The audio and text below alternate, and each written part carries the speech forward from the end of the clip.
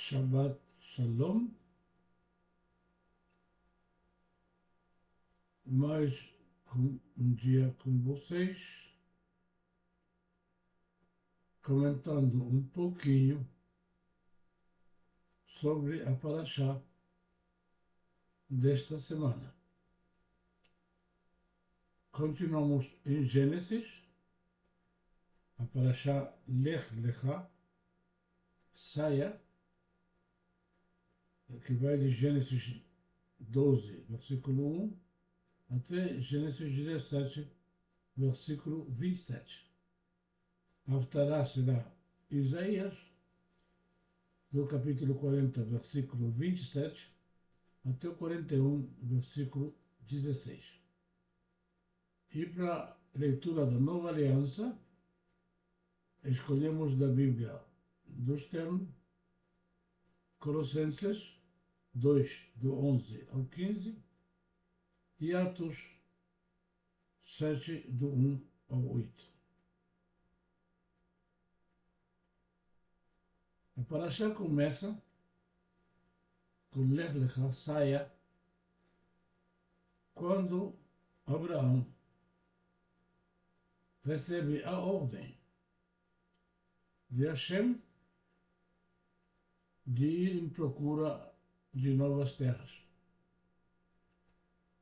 Caminho longo, difícil, até que ele chega em Shiquem,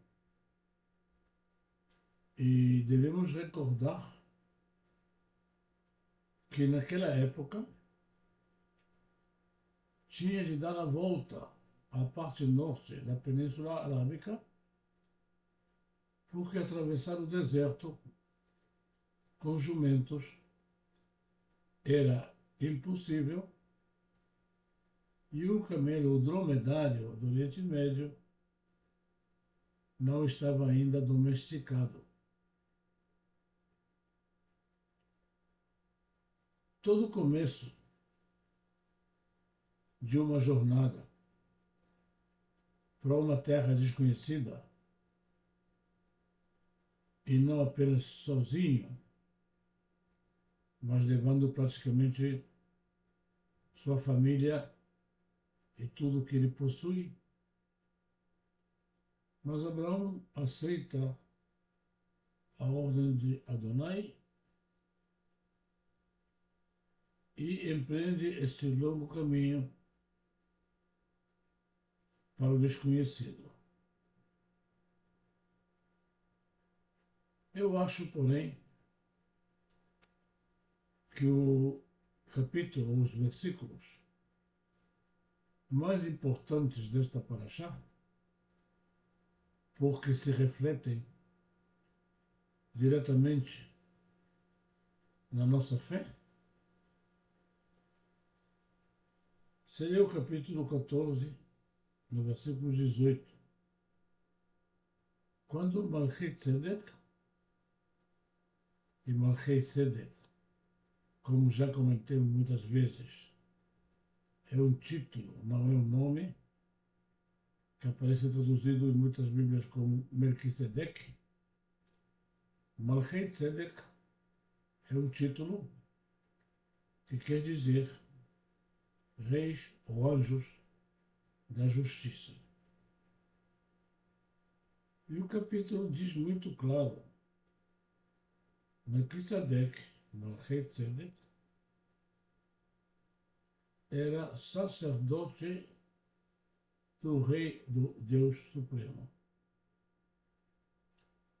E a Nova Aliança diz: tu serás sacerdote da ordem de Melquisedec. Em outras palavras, existe já uma ordem sacerdotal anterior à ordem levítica e que vai se cumprir na pessoa do Messias. Se ele não fosse um sacerdote de Adonai, Abraão, obviamente, não teria dado o dízimo, como este capítulo bem comenta. Abraão, que destruiu os ídolos, não iria dar um dízimo, uma ofrenda, para um sacerdote de algum deus estrangeiro. E muitas traduções da Bíblia comentam errado a definição de rei de Salém como se fosse Jerusalém. E Jerusalém, obviamente, naquela época não existe. Existe Ibus, que é uma cidade cananeia. E, novamente, se Melquisedeque fosse uma ordem dos sacerdotes dos cananeus, obviamente Abraão não daria esse dízimo, essa ofrenda. Em outras palavras, nós acreditamos que existe uma ordem sacerdotal já no início da formação do povo judeu, e ela vai continuar ao longo da história, porém ocultamente, e não como a tribo de Levi, abertamente, para que seja cumprida a profecia de que o Messias será sacerdote da ordem de Melquisedeque.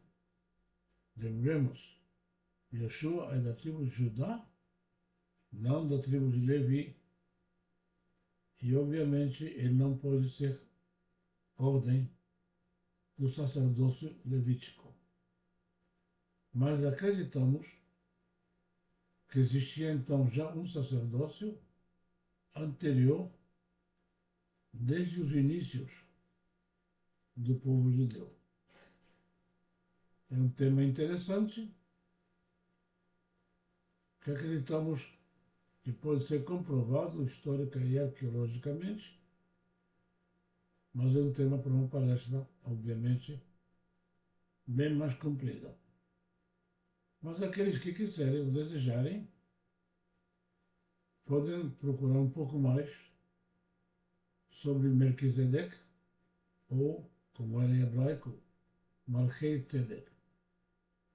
Eis aqui que temos então um material interessante para estudar neste fim de semana.